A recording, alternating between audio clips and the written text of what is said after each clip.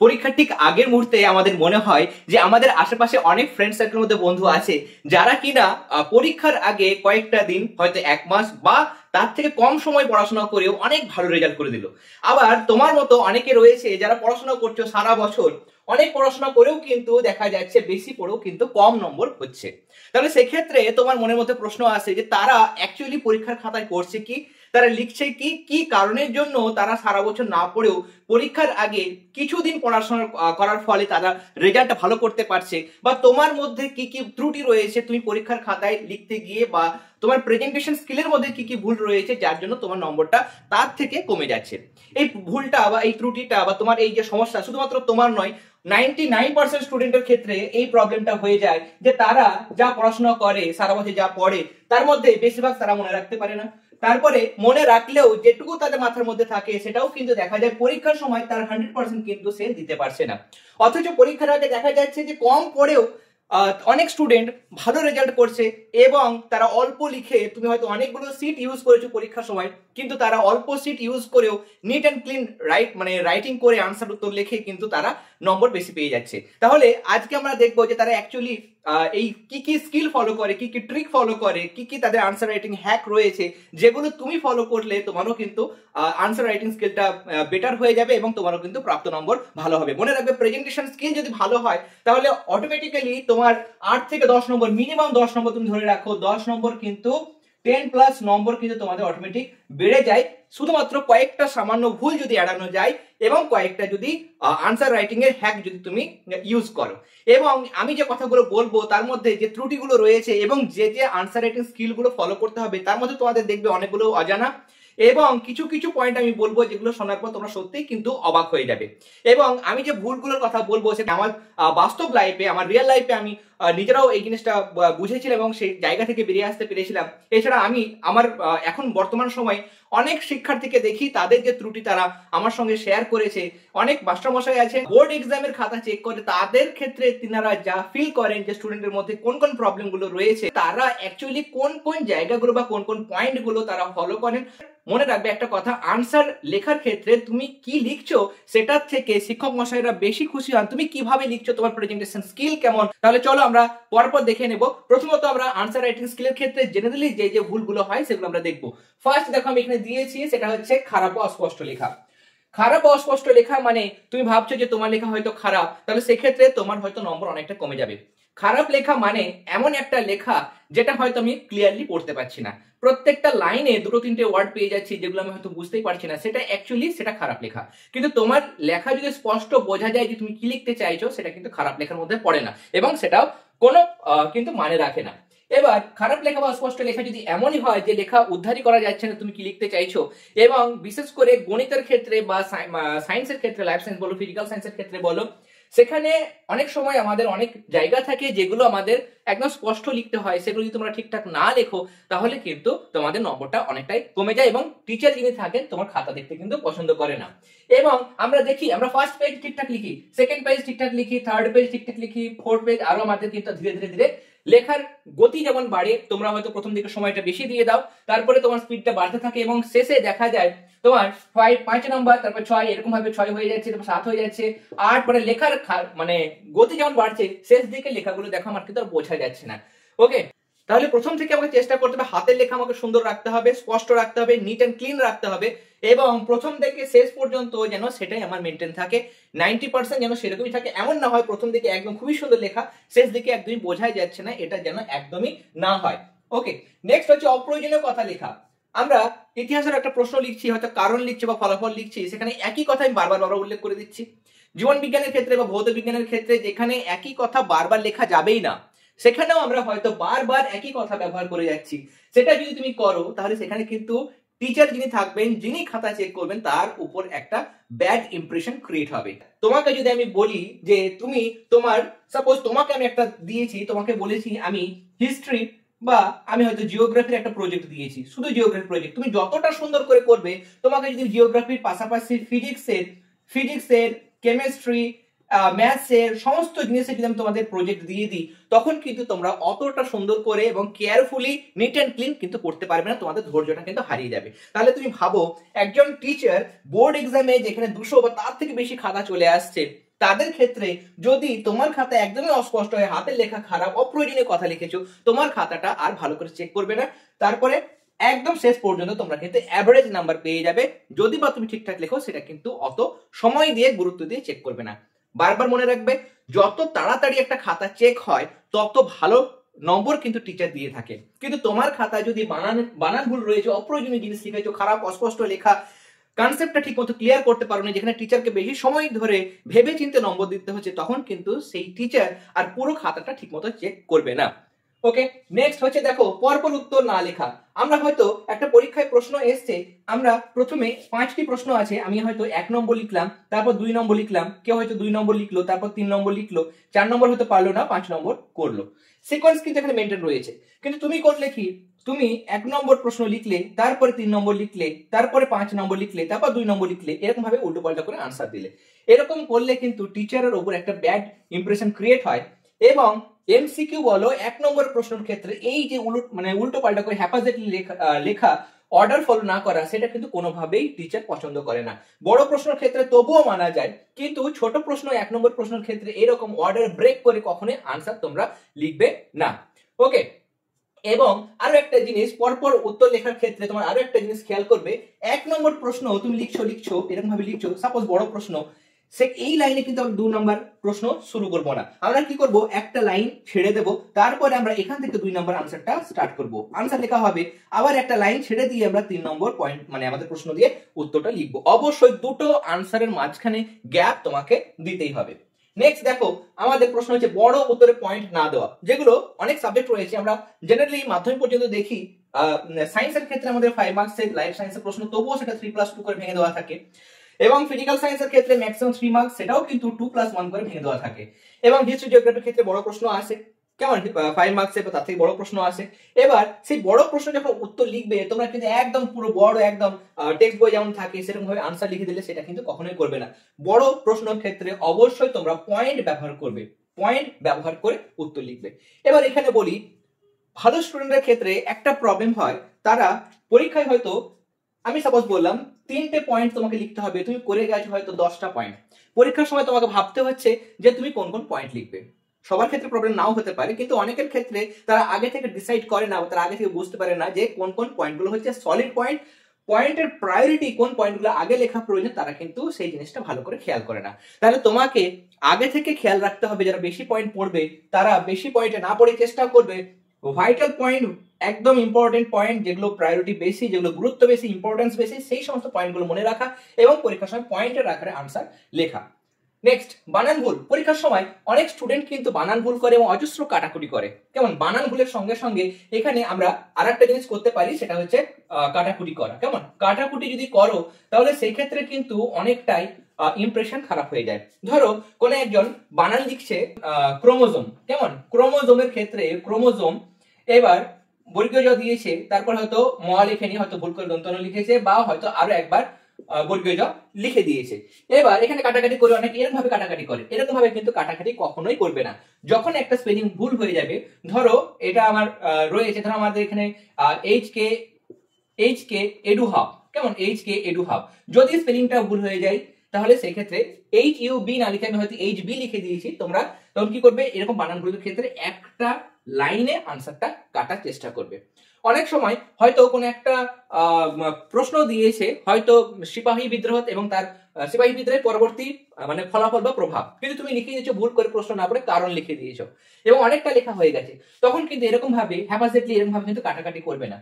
কেমন, বড় যখন উত্তর লেখা হয়ে যাবে, বড় উত্তর লেখা হয়ে গেলে তোমরা কাজ করবে, ধরো এতটা তুমি উত্তর লিখে দিয়েছো, এতটা তুমি এই আনসারটা বক্স করার পর একটা লাইনে হয় ডান দিক থেকে বাম দিকে, বা চেষ্টা করবে এই বাম দিক থেকে ডান দিকে তোমরা কাটবে, চেষ্টা করবে মেইনলি এই দিক থেকে বাম দিক থেকে ডান দিকের উপরের কর্নার বরাবর আনসারটা কেটে দেওয়া। ওকে, এবং একটা লাইন যদি ভুল হয়, একটা লাইন ভুল হলে এরকম ভাবে একবার শুধুমাত্র কাটবে, বারবার কিন্তু কাটাকুটি করবে না। নেক্সট, স্লো হাতের লেখা। অনেক স্টুডেন্ট রয়েছে যাদের হয়তো দেখা যাচ্ছে যে ফাইনাল টার্ম, আমরা যদি দেখি ক্লাস 8 এর ক্ষেত্রে ফাইনাল টার্মে আমাদের 70 নম্বর আনসার লিখতে হবে, 9 এর ক্ষেত্রে আমাদের 90 নম্বর প্রশ্ন লিখতে হবে, মাধ্যমিকের ক্ষেত্রেও তাই। তাদের স্লো হাতের লেখা, তারা প্রথম দিকে এত স্লো লেখে যে শেষ দিকে কিন্তু আনসার কমপ্লিট করতে পারে না, অনেক আনসার বা প্রশ্ন কিন্তু তাদের ছুটে যায়, কমপ্লিট করতে পারে না সময়ের মধ্যে। কেমন? এটা যদি করে তাহলে অটোমেটিক্যালি সে দেখা গেল 70 নম্বরের মধ্যে সে হয়তো 60 নম্বর আনসার দিয়েছে, তার মধ্যে আবার সবগুলো ঠিক মতো লেখেনি। তাহলে এমনিতেই 60 নম্বর উত্তর দিয়েছে, 10 নম্বর ছেড়ে দিয়েছে, তাহলে সেটা কিন্তু একটা ড্রব্যাক তার হয়ে গেল। 90 নম্বরের মধ্যে দেখা গেল 75 নম্বর প্রশ্ন দিয়েছে, 15 নম্বর আনসার করতে পারেনি, সময় পায়নি। তাহলে তোমাকে বাড়িতে আগে থেকে সময় ধরে, আমি প্রত্যেকবার বলি সময় ধরে ধরে বাড়িতে পরীক্ষার অভ্যাস করতে হবে এবং লেখার অভ্যাসটা ছাড়া যাবে না। হয়তো দেখা যাচ্ছে যে পরীক্ষা চলে এসছে, পরীক্ষার আগে তোমরা রিভিশন দিচ্ছ, 2 সপ্তাহ 3 সপ্তাহ ধরে রিভিশন দিচ্ছ এবং 2-3 সপ্তাহ তুমি অঙ্ক বাদ দিয়ে কোনো লেখাই প্র্যাকটিস করোনি। যদি এটা করো, আমাদের হাতে প্রত্যেকটা জায়গায় কিন্তু রিসেপ্টর রয়েছে এবং নার্ভ কিন্তু প্রত্যেকটা জায়গায় রয়েছে এবং সেখান থেকে কিন্তু আমাদের ব্রেনের মধ্যে সিগন্যাল যায়। আমরা যখন এরকম হাত দিয়ে কোনো কাজ করি বা হাতের সঙ্গে এরকম ভাবে যখন প্রেসার গুলো ফিল করি, তখন কিন্তু আমাদের ব্রেনের সঙ্গেও কিন্তু কানেক্ট হয়। ওকে, এবং আমরা এখন শীতকালে তুমি দেখবে হঠাৎ তুমি সকালবেলায় পরীক্ষা দিতে গেছো, এক সপ্তাহ তুমি লেখোনি, এবার তুমি যখন পরীক্ষা দাও দেখবে লেখার সময় কিন্তু হাতের স্পিডটা কম থাকে। সকালে উঠে তুমি ধরো বিছানা থেকে উঠেছো, ওঠার পরে যদি তোমাকে বলে তোমার নিজের নামটা লিখতে, তুমি দেখবে নিজের নামটা লিখতেও কিন্তু অনেকটা সময় লেগে যায়। তার কারণ কি? সেগুলো রেস্টে রয়েছে, শীতের মধ্যে রয়েছে, নার্ভ গুলো অতটা অ্যাক্টিভ নেই। কেমন? তাহলে পরীক্ষার আগে তোমাকে এক কাজ করতে হবে, কিছু হ্যান্ড এক্সারসাইজ করতে হবে। পরীক্ষার আগে তুমি সেই দিন হতে পারে, সেই দিন হয়তো তোমার পরীক্ষা রয়েছে, তার পরীক্ষার স্কুলে যাওয়ার মোটামুটি 2 ঘন্টা আগে তোমরা বেশ কিছু লেখা প্র্যাকটিস করতে পারো, পয়েন্ট গুলো লিখতে পারো। যদি মনে হয় তোমরা লাইন টেনে প্র্যাকটিস করতে পারো, এরকম ভাবে লাইন টানলে, এরকম ভাবে লাইন টানলে, লম্বা ভাবে লাইন টানলে, এরকম কার্ভ লাইন টানলে, এরকম ভাবে কার্ভ লাইন টানলে, কেমন? এরকম ভাবে কার্ভ লাইন টানলে, এরকম ভাবে কার্ভ লাইন, এরকম ভাবে কার্ভ লাইন, কেমন? কার্ভ লাইন, স্ট্রেট লাইন এরকম ভাবে ড্র করবে। ওকে, তুমি চাইলে 1 এরকম ভাবে 1 এরকম ভাবে প্র্যাকটিস করতে পারো, 2 2 2 এরকম ভাবে প্র্যাকটিস করতে পারো। কেমন? যদি এরকম ভাবে প্র্যাকটিস করো তাহলে মুভমেন্টটা হবে। কেমন? এই আঙুলগুলোর নার্ভগুলো থেকে আমাদের মাথার মধ্যে, মস্তিষ্কের মধ্যে সিগন্যাল যাবে যে হ্যাঁ তুমি অ্যাক্টিভ হয়ে যাও, আমার পরীক্ষা আছে। তাহলে এই মুভমেন্ট গুলো হবে, নার্ভগুলো সক্রিয় হবে, এই কবজিগুলো আমার কিন্তু সক্রিয় হবে। কেমন? পরীক্ষার আগে আমাকে এরকম ফ্রি মুভমেন্ট কিন্তু করতে হবে।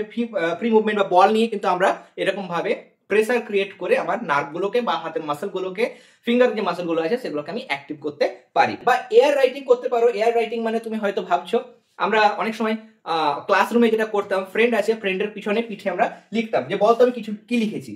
ইংরেজিতে বা বেঙ্গলিতে আমি কিছু একটা লিখতাম, কারণ নাম লিখতাম, হয়তো তাকে গেস করে বলতে হতো হ্যাঁ আমার পিঠে লিখছে, সে কি লিখছে সেটা আমাকে গেস করতে হবে।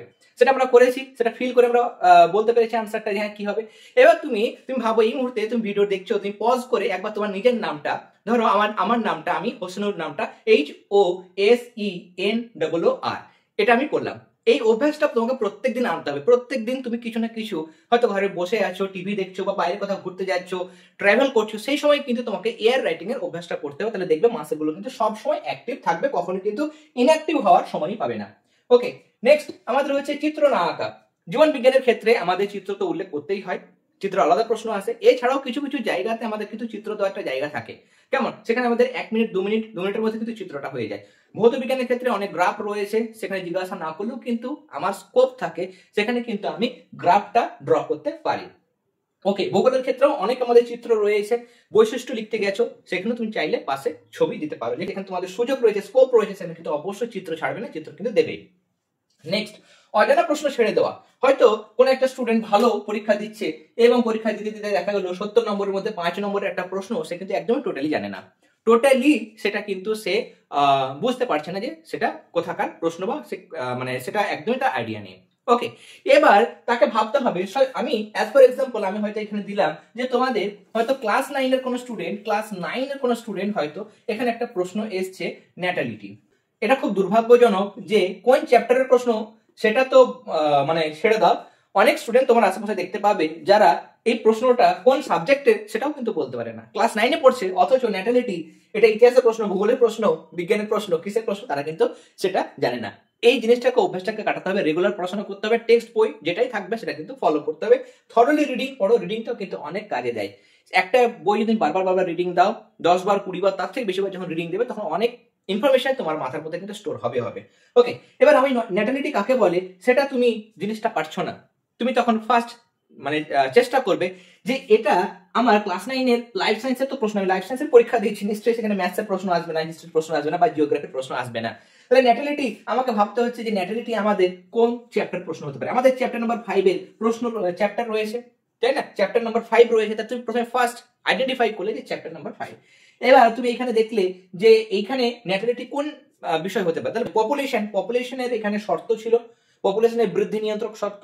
কিছু কিছু আছে যেগুলো জন্মহার বাড়ায় এবং পপুলেশন বাড়ায়, জন্ম হলে পপুলেশন বাড়ে এবং মৃত্যু হলে পপুলেশন কমে। এরকম ভাবে তুমি আইডিয়া করলে যে ন্যাটালিটি মানে আমি পড়েছিলাম, স্যার বলেছিল, আমি অ্যাবসেন্ট মাইন্ড ছিলাম, কিন্তু শুনেছিলাম যে ন্যাটালিটি মানে সেখানে জন্মহার। কেমন একক সময় করে একটা পপুলেশন যতজন মানুষ জন্মগ্রহণ করছে সেটাকে বলা হয়েছে তার ন্যাটালিটি। এরকম ভাবে তোমরা গেস করে কিন্তু আনসারটা করতে পারো। ওকে, তাহলে এই অজানা প্রশ্ন যদি আসে সেটা কিন্তু অ্যাটেন্ড করার চেষ্টা করবে এবং বড় প্রশ্ন হলে কখনোই ছাড়বে না।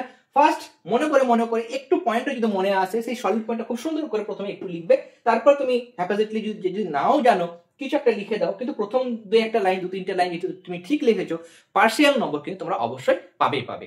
তাহলে এবার আমরা দেখবো যে আনসার রাইটিং স্কিল তোমার কি কি হওয়া উচিত। ফার্স্ট হচ্ছে প্রথমে প্রশ্ন পাওয়ার পর আমাকে যখন আনসার লেখা স্টার্ট করব, আনসার লেখা স্টার্ট করার সময় অবশ্যই মার্জিন টানতে হবে। যদি তোমার এটা খাতা হয় তাহলে চেষ্টা করবে অবশ্যই এই খাতার মধ্যে উপর দিকে একটা মার্জিন দেওয়া এবং এই বাঁ দিকেও একটা মার্জিন দেওয়া। কেমন, চাইলে ডান দিকেও একটা মার্জিন দেওয়া হয়, তুমি ডান দিকেও মার্জিন, ছোট একটা মার্জিন মানে বাম দিকে থেকে তুলনামূলক ছোট একটা মার্জিন তুমি দিতে পারো। যাই হোক, সেটা যদি দেওয়ার সময় না পাও অ্যাটলিস্ট উপর দিকে এবং বাম দিকে মার্জিন দেবে। যদি পরীক্ষার সময় দেখা যাচ্ছে যে শেষ দিকে তুমি সময় পাচ্ছ না মার্জিন দেওয়া, তখন অবশ্যই উপরটা একটা ফোল্ড এবং বাঁ দিকেরটা একটা ফোল্ড করে দেবে। কেমন, ফোল্ডটা করে দেবে এবং সেই পোর্শনগুলোতে মার্জিনের জায়গাগুলোতে কিছুই কিন্তু তোমরা লিখবে না। নেক্সট হচ্ছে পয়েন্ট ব্যবহার করা, পয়েন্ট দেওয়া এবং গুরুত্বপূর্ণ যে পয়েন্ট, তোমাকে হয়তো 3টে পয়েন্ট লিখতে হবে। 3 নম্বরের জন্য তুমি হয়তো 3টে পয়েন্ট লিখতে বলে, 3টে বৈশিষ্ট্য তোমরা অবশ্যই, 3টে বৈশিষ্ট্যের মধ্যে আবার যেগুলো বেশি গুরুত্বপূর্ণ সব থেকে সেটা 1 নম্বরে, তারপর 2 নম্বর এবং 3 নম্বর, এরকম ভাবে সাজাবে। ইম্পর্টেন্ট পয়েন্টগুলো আন্ডারলাইন করা, ইতিহাস হতে পারে, ভূগোল হতে পারে, বিজ্ঞানের টপিক হতে পারে, যেগুলো ইম্পর্টেন্ট থাকবে সেগুলো অবশ্যই আন্ডারলাইন করতে হবে। তার পাশাপাশি যে সালগুলো তুমি উল্লেখ করবে ইতিহাসের ক্ষেত্রে, সেই সালগুলোকে অবশ্যই আন্ডারলাইন করে দেবে। লেখকের নাম যখন লিখবে, লেখক বা কোন একটা বিজ্ঞানের ক্ষেত্রে আবিষ্কারককে সেটা যখন লিখছো তখন অবশ্যই তার নামটা কিন্তু আন্ডারলাইন করবে। এছাড়াও আমরা যখন বিজ্ঞানসম্মত নাম লিখি, কেমন বিজ্ঞানসম্মত যখন আমরা নাম লিখি আমাদের লাইফ সায়েন্সের ক্ষেত্রে, কেমন বিজ্ঞানসম্মত নামের ক্ষেত্রে অবশ্যই গণ এবং প্রজাতির মধ্যে আলাদা আলাদা করে আন্ডারলাইন দেবে। এগুলো না দিলে কিন্তু সেগুলো ভুল, কারণ বিজ্ঞানসম্মত নামের নিচে অবশ্যই আন্ডারলাইন করতে হবে। এবং তোমরা যে পয়েন্ট ব্যবহার করবে সেই পয়েন্টে যদি কোনো হেডিং থাকে সেই হেডিংটাতেও কিন্তু তোমাদের আন্ডারলাইন করতে হবে। তাহলে পরীক্ষার সময় পরীক্ষক যিনি খাতা দেখবেন সেই জায়গাগুলো বেশি মানে ফোকাস যাবে এবং ফোকাস যাওয়ার ফলে তোমার অত আনসার কিন্তু ডিটেলসে পড়তে যাবে না। দেখবে হ্যাঁ এই পয়েন্ট ব্যবহার করি, সিপাহী বিদ্রোহের কারণ ফলাফল, এই মহাবিদ্রোহের কারণ ফলাফল, এই জায়গাগুলো দিয়েছে। ভূ প্রকৃতির মধ্যেও ভূগোলের ক্ষেত্রে কোন কোন বৈশিষ্ট্য উল্লেখ করেছে সেগুলো পয়েন্টের মধ্যে গুরুত্বপূর্ণ নামগুলো সেগুলো পয়েন্টের নিচে মানে তার নিচে দাগ দিয়ে দিয়েছে। তাহলে সেখান থেকে কিন্তু টিচার বুঝতে পারবে যে হ্যাঁ তুমি জানো বিষয়টা, তুমি সবগুলো পয়েন্টগুলো উল্লেখ করেছো। ওকে, তখন কিন্তু তোমার খাতা দ্রুত চেক হবে এবং টিচার বুঝবেন যে হ্যাঁ তুমি সবকিছু জানো এবং তুমি আনসার ঠিক লিখেছো। নেক্সট হচ্ছে উদাহরণ দেওয়া। আমাদের অনেক সময় 1 নম্বরের একটা প্রশ্ন সংজ্ঞা আসলো, সেটা আমাদের শুধুমাত্র সংজ্ঞা লিখলে হয়ে যায়, কেমন, কিন্তু যখন 2 নম্বরে দিয়ে দেবেন, বারবার বলি বিভিন্ন ক্ষেত্রে প্রশ্নচিত্র সমাধান করি বা ক্লাস দিই, তখন তোমাদের বারবার বলা হয় যে 2 নম্বর প্রশ্ন যদি দেয় উদাহরণ না চাইলেও অনেক সময় কিন্তু তোমরা যেখানে উদাহরণ দেওয়া উচিত সেখানে অবশ্যই উদাহরণ দেবে। লব্ধ একক, মৌলিক একক, স্কেলার রাশি, ভেক্টর রাশি সমস্ত জিনিসগুলো পড়ছো, ভূগোলের প্রশ্ন হতে পারে, কেমন, সেখানে কিন্তু তোমরা অবশ্যই উদাহরণ দেবে। শর্ট ফর্ম কিন্তু কখনোই ইউজ করবে না। তুমি পরীক্ষা দিতে এসছো, তুমি কিন্তু তোমার ফ্রেন্ডের সঙ্গে চ্যাটিং করতে আসোনি, কেমন, তাহলে তুমি যদি লেখো, তুমি একটা ইংলিশ রাইটিং লিখছো এবং ইংলিশ রাইটিং এ তুমি ইউটাকে হয়তো লিখে দিচ্ছ ইউ, এটা কিন্তু কখনোই করবে না। বিকজ সেই পুরো স্পেলিংটা তোমার মানে কি হয়েছে, তুমি অভ্যাস করেছো যে এরকম ভাবে লেখা, হয়তো এরকম ভাবে তুমি লিখে দিচ্ছ। আরো শর্ট ফর্ম, নাইটটা তুমি লিখছো, সেই নাইটটাকে হয়তো এনএইট করে দিচ্ছ। এই জিনিসগুলো কিন্তু কখনোই তোমরা করবে না। এটা করলে কিন্তু টিচারের মধ্যে একটা ব্যাড ইমপ্রেশন ক্রিয়েট হয় এবং তোমার প্রতিও একটা ব্যাড ইমপ্রেশন তৈরি হয়, তাই জন্য তোমার খাতা কিন্তু ঠিকমতো চেক হয় না। এরপরে পরিষ্কার খাতা অবশ্যই করতে হবে। কাটাকুটি যেগুলো এরকম ভাবে হ্যাপাজিটলি কাটাকুটি করবে না, একটা লাইনে কাটবে, বা বড় প্রশ্নের ক্ষেত্রে তোমার কিন্তু একটা লাইনে এরকম ভাবে কেটে দেবে, ওকে, ক্রস ভাবে। এরপরে উত্তর বক্সে ভরতে হবে। উত্তর বক্সে মানে এখানে আমাদের ধরো একটা গাণিতিক প্রশ্ন, অঙ্কর ক্ষেত্রে আমরা লাস্টে যেটা উত্তর আসলো, উত্তর কথাটা ব্যবহার করার পর, অঙ্কর ক্ষেত্রে অবশ্যই উত্তর কথাটা বলার পর বা নির্ণয় উত্তর কথার পর সেই উত্তরটা লেখার পরে বক্সে ভরবে। কোন একটা জিনিসে ভৌত বিজ্ঞানের ক্ষেত্রে একক লিখছো, চাইলে তুমি ওই এককটাকেও কিন্তু বক্সের মধ্যে করতে পারো। ফাইনাল যে কোনো জিনিসেরই যখন আনসার আসবে, বিশেষ ক্ষেত্রে আমরা এগুলো সায়েন্সের ক্ষেত্রে দেখতে পাই, ম্যাথসের ক্ষেত্রে দেখতে পাই, সেখানে উত্তরটা ফাইনাল যে আনসারটা সেটা বক্সে তোমরা ভরবে। তাহলে পরীক্ষার সময় দেখো তুমি ম্যাথ করেছো, ম্যাথসের সমস্ত প্রশ্ন চেক করবে না, তোমার শুধুমাত্র আনসার গুলো বক্সে থাকলে টিচার দেখবে যে হ্যাঁ এই আনসার আমার কাছে সিট রয়েছে, এটাই আনসার হবে এবং তুমি সেটাই লিখেছো, তখন সেগুলো রাইট দিয়ে দেবে এবং তুমি কিন্তু ফুল মার্কস পেয়ে যাবে। ওকে, নেক্সট উত্তরের শেষে আমাদের লিখতে হয় অনেক প্রশ্নের ক্ষেত্রে কারণ বলবে, ব্যাখ্যা করতে বলবে, উদ্ধৃতি বলবে, সেখানে কিন্তু অবশ্যই লাস্টের দিকে আমাকে সুতরাং এ কথা আমরা বলবো, তাই এই হয়, এ কারণে একে জলকে সর্বজনীন দ্রবক বলা হয় কেন, এ কারণেই জলকে সর্বজনীন দ্রবক বলা হয়। প্রথমে আনসারটা লিখলে তারপর তুমি এই কথাটা ব্যবহার করবে। কেমন? এর থেকে বোঝা যায় যে কোনো বাংলা একটা প্রশ্ন কি করে জানবে, তুমি উদ্ধৃতি উল্লেখ করবে, উদ্ধৃতি উল্লেখ করার পর অবশ্যই বাংলার ক্ষেত্রে চেষ্টা করবে উদ্ধৃতি দেওয়ার, লাইন সরাসরি তুলে দেওয়ার, পদ্যাংশ হোক বা পদ্য হোক বা গদ্যাংশ হোক, সেখান থেকে উদ্ধৃতি তুলে দেবে, লেখক পরিচিতি দেবে, নিয়ে কিন্তু আনসারগুলো করবে। পার্থক্য লেখার সময় অবশ্যই তোমরা যেটা করবে, হয়তো ক্লাস 10 এর মধ্যে একটা প্রশ্ন এসেছে স্বপরাগ যোগ ইতর পরাগ যোগ, স্বপরাগ যোগ ইতর পরাগ যোগের মধ্যে পার্থক্য লিখবে, তখন এখানে অবশ্যই বিষয় দেবে এবং 1 নম্বর 2 নম্বর এরকম ভাবে বিষয় দিয়ে তোমরা কিন্তু এখানে স্বপরাগ যোগের বিষয়, এটা ইতর পরাগ যোগ, এটা স্বপরাগ যোগ, এখানে ইতর পরাগ যোগের বিষয়গুলো লিখবে। কেমন? প্রত্যেকটা জায়গাতে ক্লাস 8 এবং ক্লাস 7 হয়তো তাপ আর উষ্ণতার মধ্যে পার্থক্য এসেছে, সেখানেও কিন্তু বিষয়, তারপর তাপ এবং উষ্ণতা এরকম ভাবে পার্থক্য লিখবে। এরপর নেক্সট হচ্ছে ব্যাকরণ বা গ্রামার ঠিকঠাক করা। গ্রামাটিক্যালি কোনো মিস্টেক কিন্তু কোনোভাবেই করা যাবে না। ওকে, এবং গ্রামারের পোর্শন যেগুলো থাকবে সেটা তোমরা জানো, ব্যাকরণ বাংলার ক্ষেত্রে বা ইংরেজির ক্ষেত্রে গ্রামার পোর্শন, সেখানে একটা ভুল হলেও সেখানে কিন্তু পুরো নম্বরটা কাটা যাবে, তাহলে সেটা আমাকে ঠিকঠাক রাখতে হবে এবং ভালো করে দেখতে হবে আমি কি লিখছি। চোখের সঙ্গে হাতের যেন এবং মস্তিষ্কের যেন মিল থাকে। এরপর ওয়ার্ড লিমিট, আমাদের রাইটিং স্কিল হয়তো 150 শব্দের মধ্যে বলেছে বা 200 শব্দের মধ্যে বলেছে, তুমি 150 জায়গায় 160 ওয়ার্ড লিখলে ডাজন্ট ম্যাটার, 200 জায়গায় 210 15 হয়ে গেল, ঠিক আছে। কিন্তু 150 ওয়ার্ডটা তোমার 220 হয়ে গেছে, 200 ওয়ার্ডটা তোমার 300 350 হয়ে গেছে, এটা যেন না হয়। ওয়ার্ড লিমিট কিভাবে মেনটেন করবো স্যার? তুমি সেভাবেই প্র্যাকটিস করো, তুমি একটা লাইনের মধ্যে কতগুলো ওয়ার্ড লেখো তুমি তো জানো, তুমি আজকে লেখা প্র্যাকটিস করো, একটা লাইনের মধ্যে তোমার ইংরেজির ক্ষেত্রে বাংলার ক্ষেত্রে কতগুলো ওয়ার্ড হয়, একটা অ্যাভারেজ বানাও, তাহলে 150টার মধ্যে তুমি একটা লাইনে 10টা ওয়ার্ড লেখো, তাহলে 150টার জন্য তোমাকে 15টি লাইন লিখতে হবে, 200টার জন্য তোমাকে 20টি লাইন লিখতে হবে, তাহলে তুমি সেখান থেকে আইডিয়া করতে পারবে। এরপরে আমরা এক্সট্রা কিছু টিপস, এছাড়াও আর কিছু টিপস রয়েছে যেগুলো ফলো করতেই হবে, না হলে এই ভিডিওটা দেখা তুমি যদি এতটা পর্যন্ত দেখেছো এবং পজ করে দাও তাহলে কিন্তু পুরোটাই বৃথা হয়ে যাবে। ফার্স্ট এক্সট্রা টিপস বলা হচ্ছে, কিন্তু সেটা ভীষণ ভাইটাল, সেটা হচ্ছে আমাকে প্রশ্ন পড়ে প্রথমে ঝাঁপিয়ে গেলাম প্রশ্নের উপরে, এবং আমি এখানে দেখলামই না, আমার এখানে 1 থেকে 1 2 3 4 5 6টা প্রশ্নের মধ্যে আমাকে করতে হবে 4টি প্রশ্ন, এবং আমি এখানে সিলেক্ট করলাম 1 নম্বর 2 নম্বর 3 নম্বর, তারপরে আমি দেখা গেল যে 5 নম্বরটা করলাম, এবং দেখা গেল প্রথম 3টে ভালো করলাম, 5 নম্বরটা মোটামুটি পারলাম।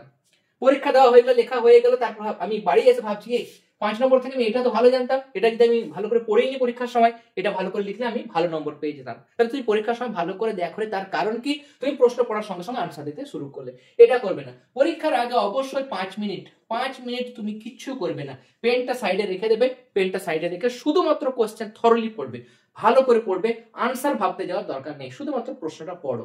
অনেক সময় প্রশ্ন পড়তেও কিন্তু অনেক স্টুডেন্ট ভুল করে, হয়তো তোমরা দেখেছো এত বছর তোমরা পরীক্ষা দিয়েছো, এবার তুমি ভাবো তোমরা কোনো না কোনো একটা ইয়ারে দেখো, কোনো না কোনো ক্লাসে তুমি এরকম ভুল করেছো, জানা প্রশ্ন কিন্তু তুমি ছেড়ে দিয়ে এসছো। ওকে, তাহলে তোমাকে সেই ভুলটা যাতে না হয়, বোর্ড এক্সামের ক্ষেত্রে যারা বোর্ড এক্সাম দিচ্ছ, মাধ্যমিক পরীক্ষার জন্য প্রিপারেশন নিচ্ছ, তারা অবশ্যই 5 মিনিট ভালো করে প্রশ্নপত্র দেখবে এবং তারপরে ডিসাইড করবে যে আমার এই অপশনগুলো রয়েছে, এই অপশনগুলোর মধ্যে আমাদের মাধ্যমিক পরীক্ষা ক্লাস 9 এর পরীক্ষা, সেখানে কিন্তু বড় প্রশ্নের ক্ষেত্রে নিজেদের মধ্যে কিন্তু অপশন থাকে, মানে কয়ের প্রশ্ন কয়ের অথবা, ক্ষয়ের প্রশ্ন ক্ষয়ের অথবা, তাহলে যে দুটোর মধ্যে আনসার লেখার সুবিধা হবে, যেগুলোর মার্কস ডিস্ট্রিবিউশন খুব ছোট ছোট নম্বর যেগুলো ভেঙে ভেঙে দেওয়া থাকবে, সেখানে কিন্তু নম্বর পাওয়া যায় বেশি। কোন একটা প্রশ্ন সাপোজ আমার 5 নম্বরের প্রশ্ন, সেটা আমি ভালো করে লিখলেও হয়তো তোমার মনে হচ্ছে সেটা আমি 3 পেতে পারি বা 3.5 পেতে পারি, আর একটা প্রশ্ন হয়তো দেখা গেল 1 + 2 + 2 দিয়েছে, এটা আমি ভালো করবো, এটাও ভালো করবো, এটা হয়তো হাফ নাম্বার দিতে পারে, কেমন, মানে 1 নম্বর দিতে পারে, তাহলে 1 এখানে 2 3 হয়ে গেল, এখানে হয়তো আমি 1 পেলাম, তাহলে 4 নম্বর, আমি এখানে বেশি পাচ্ছি, এখানে 1.5 যদি পেয়ে যাই, আমি 1.5 যদি পেয়ে যাই তাহলে 4.5 হয়ে যাবে, তাই না, 4.5 হয়ে যাবে, তাহলে আমি এই সমস্ত প্রশ্নগুলো সিলেক্ট করবো। তাহলে 5 মিনিট ভালো করে পড়তে হবে। নেক্সট হচ্ছে পরীক্ষার সময় কোনো রকম ভাবে কোনো টেনশন নেব না, কোনো কারোর সঙ্গে কোনোরূপ কোনো কথা বলবো না। ওকে, অযথা প্রথম দিকে আমি সময় নষ্ট করবো না। লাস্ট পরীক্ষা হয়ে যাওয়ার পর তোমাকে 10 মিনিট, যদি তোমার দেখা গেল 3টার সময় পরীক্ষা শেষ হচ্ছে, 3টের সময়, তাহলে তোমার কাছে ঘড়ি থাকবে, তুমি 2:50 মিনিটে লেখা স্টপ করে দেবে। কেন স্টপ করলে আমি তো জানি, আমি বড় প্রশ্ন আরো কিছু লিখবো, তুমি যদি শর্ট কোশ্চেন 1 নম্বর কোনো প্রশ্ন তোমার জানা হলো বা হল ম্যানেজ হয়ে গেল, তুমি লিখলে ঠিক আছে, কিন্তু বাদ বাকি বড় প্রশ্ন অ্যাটেন্ড করবে না। অনেক সময় দেখা যায় এই 10 মিনিট তুমি চেক করছো খাতার মধ্যে, কোন একটা প্রশ্ন হয়তো 1-এর 4 নম্বর প্রশ্ন আনসার হবে ক, তুমি ভুল করে সেটা খ লিখে দিয়েছো, এবার সেটা তো ভুল হয়ে গেল, তাই না, ক হবে উত্তর, তুমি খ লিখেছো, তো তাড়াতাড়ি সেটা কারেকশন করে দেবে এবং সেটা ক করবে। তাই না? এবং বিভিন্ন জায়গা হয়তো কোনো একটা প্রশ্ন নিউমেরিক্যাল প্রবলেম সেটা আটকে গিয়েছিল, সেটা তুমি লাস্টে দেখবে। গণিতের ক্ষেত্রে প্রশ্ন যেগুলো লাস্টে দেখবে, কিন্তু ফার্স্ট তোমার 10 মানে শেষের দিকে 10 মিনিট তোমাকে থরলি বানান কোথায় ভুল হয়েছে, কোথায় তুমি আনসার লিখতে ভুল করেছো, বা কোনো একটা স্টেপ ভুল হয়েছে কিনা। ম্যাথসের ক্ষেত্রে একদমই স্টেপ জাম্প করা যাবে না, এটা মনে রাখবে। ম্যাথসের ক্ষেত্রে অনেক স্টুডেন্ট রয়েছে এখানে ক্যালকুলেশন করে তারপর সরাসরি পরের লাইনে আনসার করে দিচ্ছে, এটা কিন্তু করবে না। সেগুলো ক্যালকুলেশন করে দেখাবে, ম্যাথসের রাফটা পাশেই করে দেখাবে, ম্যাথসের রাফ অবশ্যই ডান দিকে পাশে করে দেখাবে। বা অন্যান্য সাবজেক্টের ক্ষেত্রে কাটাকুটি করতে চাও, পয়েন্ট কোথায় লিখতে চাও, বা ক্যালকুলেশন অন্য ক্যালকুলেশন করতে চাইছো ফিজিক্সের ক্ষেত্রে, সেখানে কিন্তু তোমার লাস্ট পেজটা ইউজ করতে পারো। রাফ কিন্তু অবশ্যই করবে, কেমন? রাফ যেখানে থাকুক না কেন, কিন্তু রাফ তোমাকে থাকতে হবে। ওকে, তাহলে এই ট্রিক্স গুলো ফলো করো এবং বাড়িতে ভালো করে অভ্যাস করো। তোমাদের ফাইনাল পরীক্ষা কিছুদিনের মধ্যে শুরু হয়ে যাবে, মাধ্যমিক পরীক্ষাও তোমাদের ফেব্রুয়ারি ফার্স্ট উইকে শুরু হচ্ছে। ওকে, এই ট্রিক্স গুলো ফলো করো, দেখবে তোমাদের অনেকটা ইমপ্রুভমেন্ট হবে। যে ভুলগুলো বললাম সেই ভুলগুলো একদমই করবে না, এবং যে ট্রিক্স গুলো বা হ্যাকস গুলো আমি বললাম সেগুলো ফলো করো, দেখবে তোমাদের ইমপ্রুভমেন্ট অনেকটাই হবে। ক্লাসটা ভালো লেগে থাকলে অবশ্যই ক্লাসটাতে লাইক দেবে, বন্ধুদের সঙ্গে বেশি বেশি করে শেয়ার করো, যাতে করে মানে তারা নিজেরাও কিন্তু শনাক্ত করতে পারে এবং তাদের সমস্যাগুলো সমাধান করতে পারে। ওকে, দেখা হচ্ছে পরের ভিডিওতে। তোমরা সবাই খুব ভালো থেকো। All the very best.